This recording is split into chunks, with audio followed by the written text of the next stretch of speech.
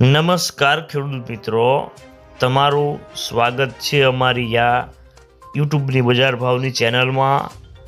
તો આજે તારીખ 12 મે 2026ને વાર મંગળવાર। તો આજના આ વિડીયોની અંદર આપણે જે ખેડૂતોએ જીરાનો સંગ્રહ કરેલ છે તેવા ખેડૂતો માટે સમાચાર અને વાયદા બજાર અને આજના બજાર ભાવ કેવા છે તેની સંપૂર્ણ અપડેટ મેળવવાના છીએ। તો વિડીયોમાં છેલ્લે સુધી બન્યા રહેજો।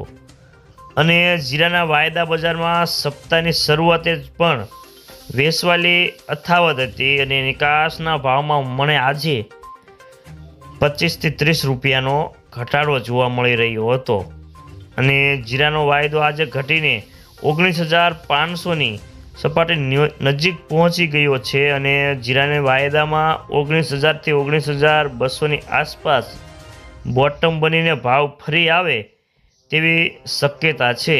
અને નિકાસકારો કહે છે કે હાલ કોઈ નવા નિકાસના વેપારો નથી અને આવક સ્થિર થઈ ગઈ છે અને ખાસ કરીને ગુજરાતમાં 20,000 બોરીની આસપાસ આવક આવે છે અને ભાવ વધે તો જ ખેડૂતને વેચવાલી આવે અને ચોમાસાની શરૂઆત ઉપર ખેડૂતોનો વેચાણનો નિર્ણય લઈ શકે છે।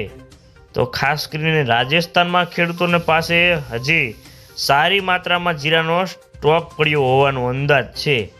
તો મિત્રો ચાલો જાણી લઈએ કે ગુજરાતના તમામ માર્કેટની અંદર જીરાના બજાર ભાવ કેવા ચાલી રહ્યા છે। તે જે 20 કિલોગ્રામ દીઠ આપેલ છે।